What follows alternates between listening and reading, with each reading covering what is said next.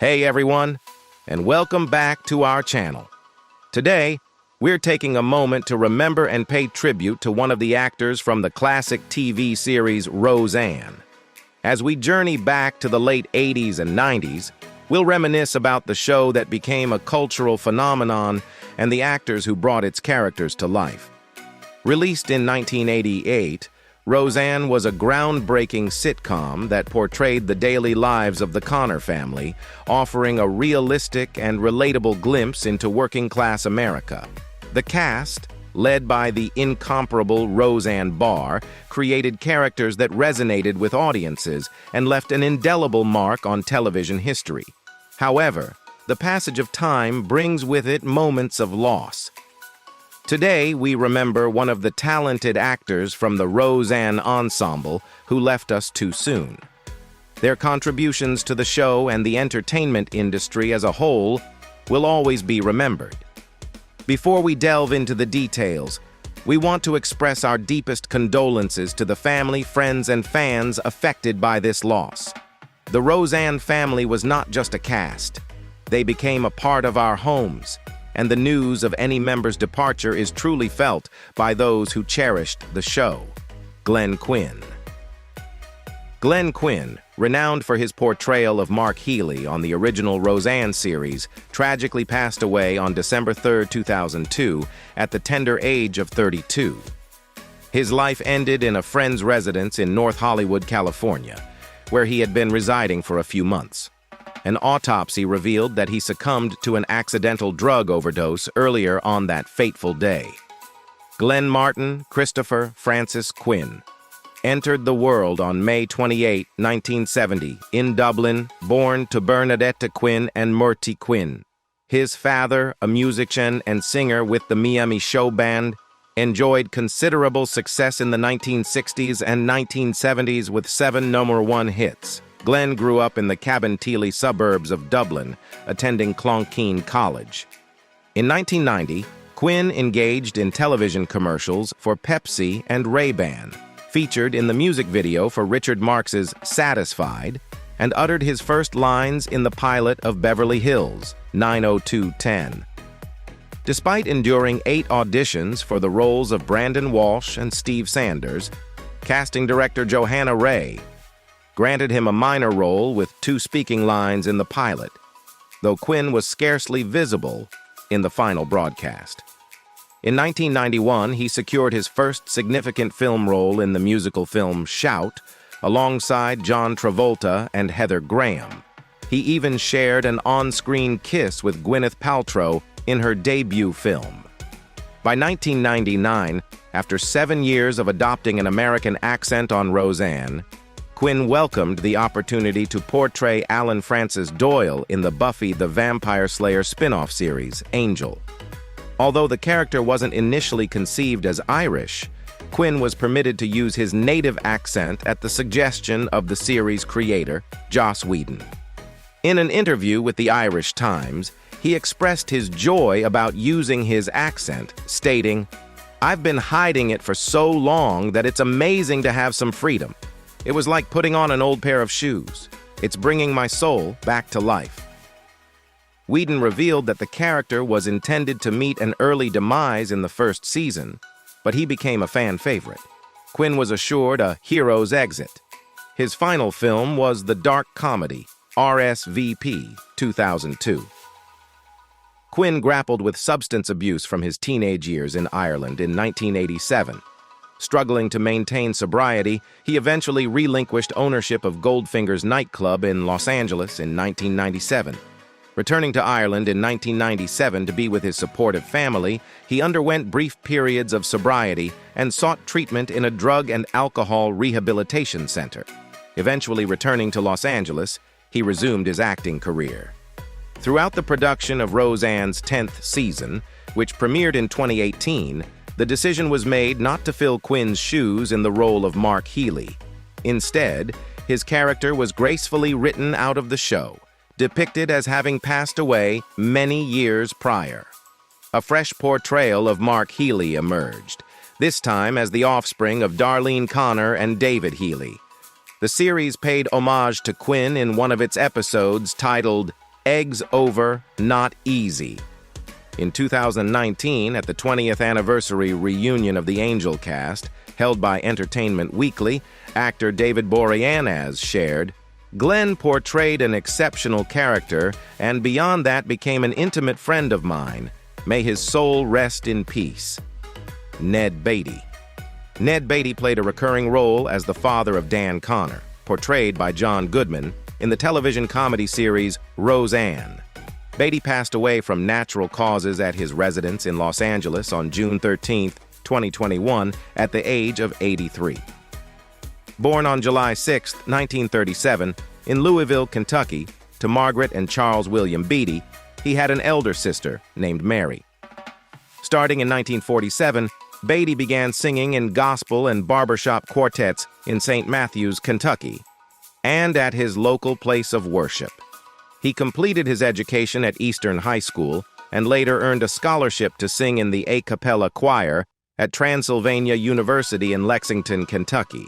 He participated but did not complete his studies. In 1972, Beatty made his debut in cinema as Bobby Tripp in Deliverance, alongside Jon Voight and Burt Reynolds, set in northern Georgia.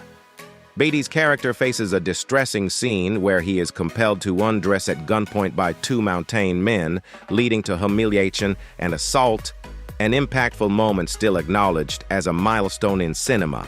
Beatty acknowledged the reluctance of most involved in the film regarding that scene, but recognized its significance.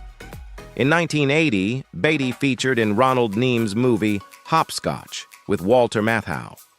The following year, he appeared in the comedy science fiction film The Incredible Shrinking Woman, directed by Joel Schumacher and starring Lily Tomlin. 1982 saw Beatty collaborating once again with Richard Donner and Richard Pryor in the comedy The Toy. He reunited with Burt Reynolds in the auto-racing farce Stroker Ace, 1983. During the mid-1980s, Beatty played a role in the comedy film Restless Natives, 1985, directed by Michael Hoffman. Towards the end of the 1980s, he took on another comedic role as the academic Dean Martin in Back to School, 1986, featuring Rodney Dangerfield. He portrayed a corrupt cop in the 1987 American neo-noir crime film The Big Easy, directed by Jim McBride and starring Dennis Quaid, and continued with a spy drama, The Fourth Protocol, 1987, alongside Michael Caine and Pierce Brosnan. In the early 2000s, he rejoined the original cast for the television police drama reunion film Homicide, the movie 2000, reprising his role as Detective Stanley Bolander. In 2002, he appeared in Peter Hewitt's film Thunderpants. The following year, he played the role of a straightforward sheriff in Where the Red Fern Grows, 2003. Beatty entered into matrimony 4 times. His initial spouse was Walta Chandler. Their union lasted from 1959 to 1968, resulting in the birth of 4 children. The second Mrs. Beatty was the actress Belinda Rowley. Their marital bond endured from 1971 to 1979, and they were blessed with 2 children.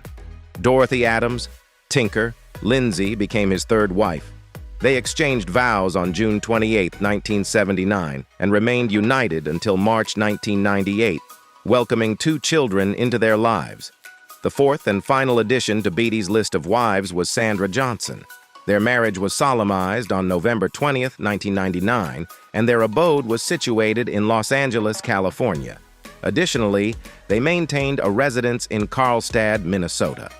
Notably, Beatty shared no familial ties with the fellow Hollywood luminary Warren Beatty, who shares his birth year of 1937. When queried about their potential relation, Beatty was known to jest that Warren was his illegitimate uncle. On June 29, 2012, Beatty actively participated in a 40th anniversary screening of Deliverance at Warner Brothers, alongside Burt Reynolds, Ronnie Cox, and Jon Voight. Beatty extended his support to Jesse Jackson's 1988 presidential campaign. Debbie Reynolds. Debbie Reynolds takes on the role of Audrey Connor, the mother of Dan, in a Season 9 episode of Roseanne. On December 23, 2016, Reynolds' daughter, thespian and scribe Carrie Fisher, experienced a medical crisis during a transatlantic flight from London to Los Angeles. Regrettably, Fisher passed away on December 27, 2016, at the age of 60 at Ronald Reagan UCLA Medical Center. Mary Frances Reynolds entered the world on April 1, 1932, in El Paso, Texas, born to Maxine N. Minnie, Harmon and Raymond Francis, Ray Reynolds, a carpenter employed by the Southern Pacific Railroad.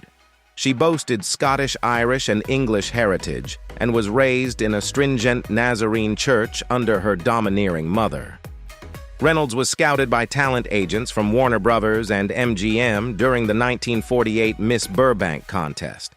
Both studios sought her contract, leading to a coin toss to decide her fate. Warner Brothers emerged victorious, securing her for 2 years before she transitioned to MGM, when Warner Brothers ceased musical productions. During the 1950s, Reynolds featured prominently in MGM's musical films and achieved chart-topping success with multiple hit records. Her rendition of Abba Dabba Honeymoon marked the first soundtrack recording to earn a gold record, reaching number 3 on the Billboard charts. Impressed by her performance, MGM cast Reynolds in a co-starring role in her most notable film, Singin' in the Rain, 1952, a satirical take on Hollywood's move from silent to sound films. Gene Kelly, her co-star, earned high praise as a great dancer and cinematic genius, with Reynolds noting, "He made me a star. I was 18, and he taught me how to dance and how to work hard and be dedicated." In 1956, she starred in the musical Bundle of Joy with her then-spouse Eddie Fisher. Reynolds' recording of Tammy, 1957, from Tammy and The Bachelor, earned her a gold record, securing the #1 spot on the Billboard pop charts in 1957. The movie, the first in the Tammy film series, featured her alongside Leslie Nielsen. Reynolds also notched 2 other top 25 Billboard hits with A Very Special Love, number 20 in January 1958, and Am I That Easy to Forget, number 25 in March 1960. A pop rendition of a country music hit popularized by Carl Ballou in 1959, Skeeter Davis in 1960, and later by singer Engelbert Humperdinck. Reynolds entered matrimony on 3 occasions. Her initial union was with vocalist Eddie Fisher in 1955. They welcomed Carrie Fisher and Todd Fisher into their family. The marriage came to an end in 1959 when it was disclosed, shortly after the passing of Elizabeth Taylor's spouse, Mike Todd, that Fisher had engaged in a romantic involvement with her.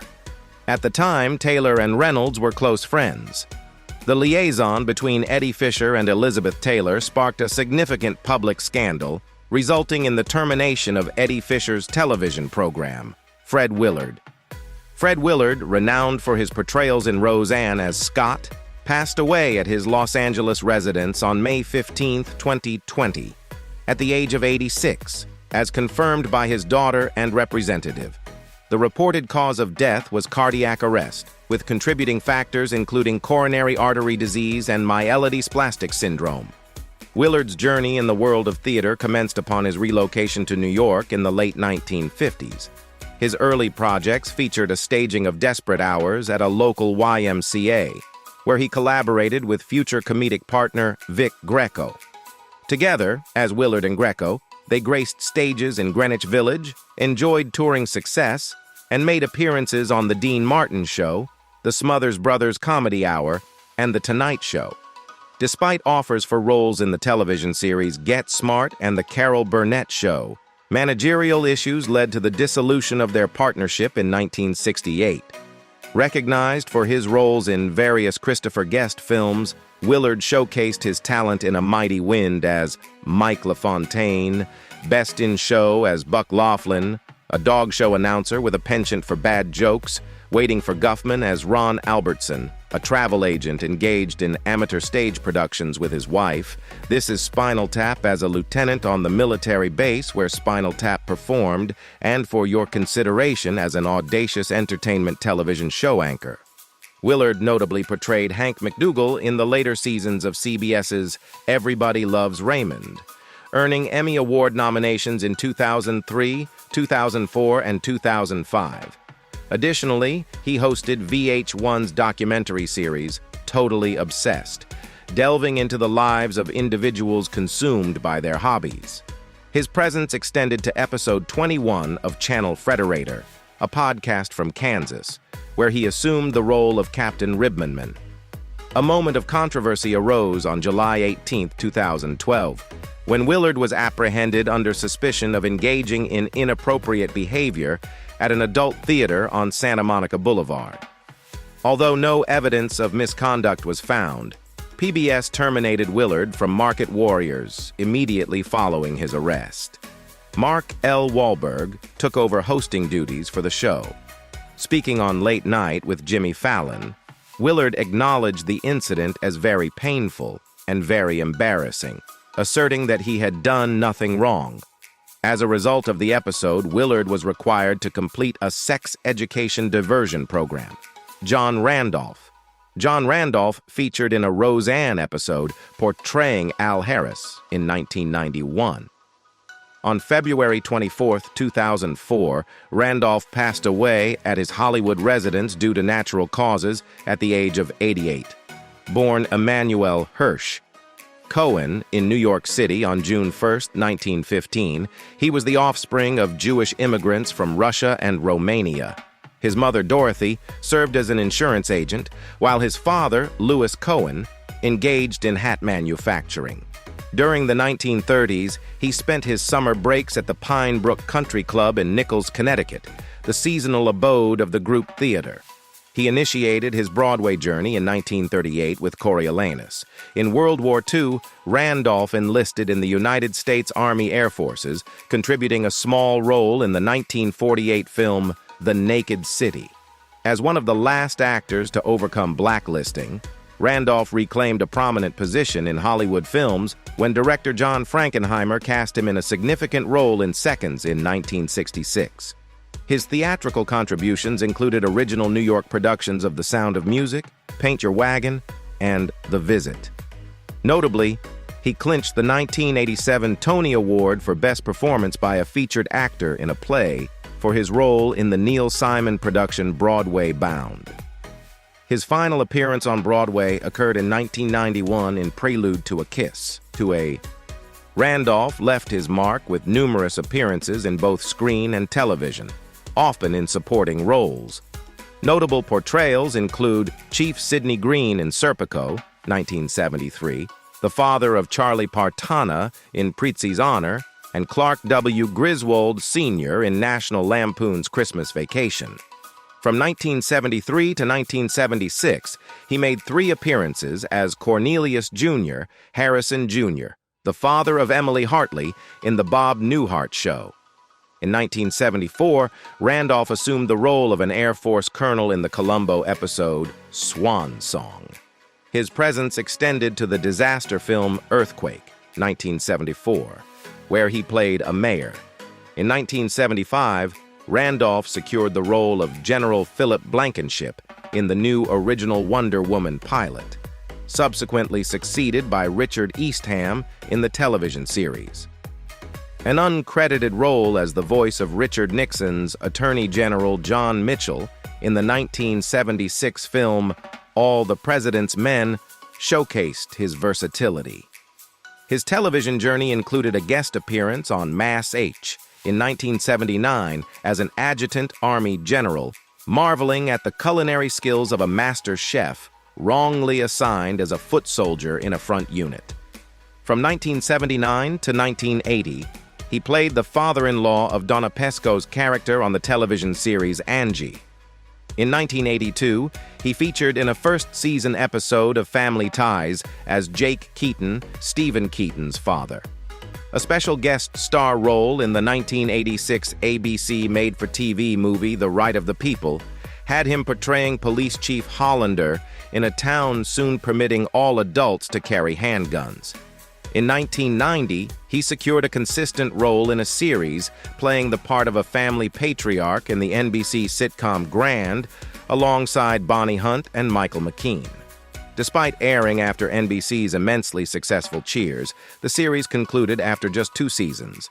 He shared the screen with Alec Guinness, Leo McKern, Jean Moreau, and Lauren Bacall in the BBC production A Foreign Field, 1993, portraying a World War II veteran returning to France in search of the woman he had once loved. His portrayal of Frank Costanza, George Costanza's father, in The Handicap Spot, an early episode of the sitcom Seinfeld, brought him back alongside his Broadway-bound co-star Jason Alexander. Although Jerry Stiller later assumed the role, Randolph remained credited in some broadcasts. In 1995, scenes featuring Randolph were refilmed with Stiller, yet Randolph continued to receive credit in certain broadcasts. The refilmed version is broadcast in syndication in the United States and is also available on DVD. The original rendition, featuring Randolph, can be viewed outside the U.S. and on DVD, Hulu, and Crackle. One of his concluding cinematic roles was as Joe Fox's grandfather in You've Got Mail, 1998. Hey everyone, we've reached the end of today's journey, and I hope you enjoyed the content as much as I enjoyed creating it for you. Before you go, don't forget to hit that like button if you found value in what you watched. It really helps support the channel. Now, I want to hear from you. Drop a comment below sharing your thoughts, questions, or even suggestions for what you want to see in the next video. Your feedback is invaluable, and it guides the direction of this channel.